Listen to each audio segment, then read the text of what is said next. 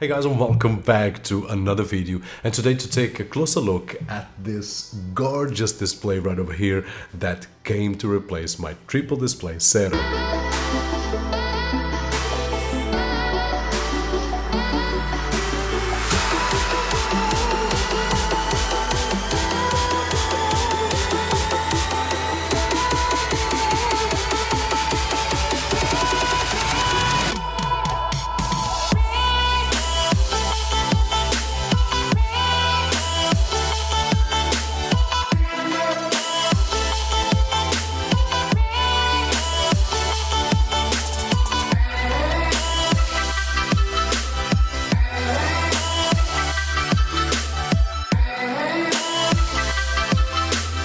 And we are back. So here we are with the Dell Ultra Sharp 49 inches ultra wide display, which once again, it's gorgeous. Now, in terms of the setup, I was a little bit concerned. The package was huge, to be more precise. I was a bit concerned, but the setup was very, very easy, and I almost didn't need any instructions. I just read the instructions a little bit so that I was sure that I was doing the right thing. In terms of build quality, the display is made mostly out of plastic, like most of the Dell displays that I know of. Now, it has a really solid stand, which, believe me, the monitor is heavy, and in terms of build quality, I do believe that it's nice. Although our plastics, it's a well-built plastic, and it looks clean, it looks nice, so no issues whatsoever. In terms of technical specifications, I will leave a link down below, along with another link for the prices and so on and so forth. But in terms of resolution, it has a 5120 by 1440, which is awesome, on an IPS display with some great colors and contrast, and it just looks awesome overall, with a refresh rate of 60 Hz, which might not be that huge for gamers, but for someone like myself that works mostly in productivity, then it's just great. But we will talk about that in just a few moments. Moving to the navigation. Now, I must say that it's not one of my favorite things on this kind of display. I honestly prefer that kind of single joystick like the LG has, and then we can navigate through everything. But I was surprised that it actually works great, because when we press a button, it will show us on screen the options that we will have on each button, so I don't have to remember anything, and then I can just navigate very, very easily. So although I don't prefer this many buttons, it is easy to navigate. One other thing that I'm not really a fan is the cable management system, which works great like when we have the monitor on the position that I've got, which is downwards, but if I lift the display, then the cables will be showing. It's nothing serious, but it's one thing I would love to see an improvement. Don't know how, but would love to see it.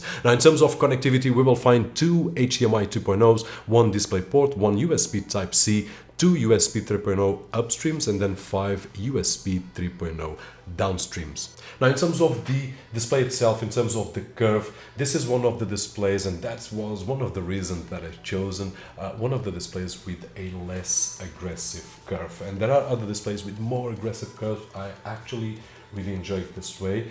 It sounds, or it feels like I have a dual display setup right over here, but without a really aggressive curve, if you know what I mean. But this is something very personal, so you might prefer a monitor with an aggressive curve. In my particular case, I prefer this. The downside is that if we are very close to the display, we will be wandering around with the head to one side or the other. But at a regular distance, I find myself very comfortable working without moving my head too much. So I do believe that they did a great job right over here. And in terms of adjustments, we will be able to adjust the monitor in terms of up and down, and of course swivel a few degrees that, in my opinion, will fit most purposes. And of course, if we want, we can attach to a monitor stand, because it has a VESA mount. Now, if you ask me, is it enough to replace your triple display setup?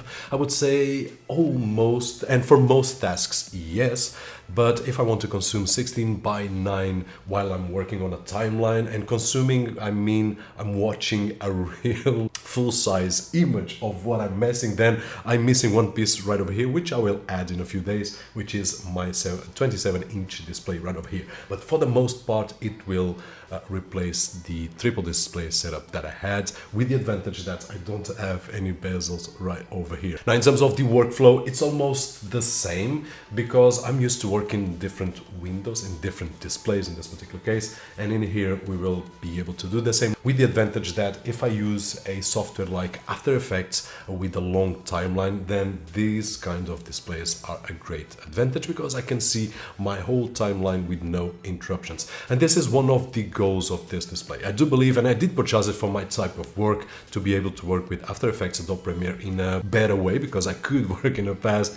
And also I'm really enjoying it to use Final Cut Pro 10 right over here for the YouTube videos. It's a great experience watching the old timeline right over here while we are working. Now, if you ask me, is this suitable for games? I did test it out, and if you ask me, I would say yes, but I'm a casual gamer. This display, although it has some really nice colors, it is an IPS display with 60 Hz refresh rate. So for hardcore gamers, I would say that there are better choices in the market. Probably not as big. Actually, there is one of the same size, but you will lose on some things, you will win on some other things. Nonetheless, for those of you that, like myself, enjoy a game casually, the colors are great, it works just awesome. For hardcore gamers, then probably you need to choose something else. And before we finish up, in terms of the operating systems, if we are using Windows, there is a software that will help us to decide how we want the display to behave, and then we can split that display, and it will be easier to place in our app so that we can multitask a lot faster. On the other hand, if we look at Mac OS, there is no such tool at this moment, at least, but I found that it was okay because although we have to do it manually, once we set up the app for that size, once we reboot the computer and open the apps, they will scale to that size, so everything is okay. And one more thing that I would like to mention right over here, which is one of the things that I really enjoyed as well, is the pip function. So for those that, like myself, use more than one computer, I always have my Mac computer and a Windows computer.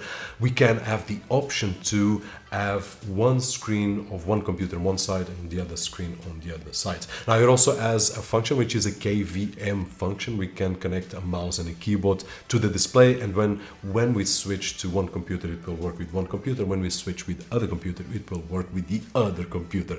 In my particular case, guys, as you know, I do use a Bluetooth keyboard and a Bluetooth mouse, so I can just switch from one machine to the other. This is the way that I prefer, but might be useful for some of you guys out there. And finally, one more thing that I'm loving is that using 2 computers and 3 displays for each of those computers would run me at least 6 cables running from one side to the other. At this moment, 2 computers and 1 display, I just need 2 cables, and it's just awesome. So in conclusion, guys, I'm really enjoying the experience with this awesome display. Hopefully this video was helpful in some way, and if it was, don't forget that usual thumbs up. My name is Roberto, and as always, I'll see you guys on the next one.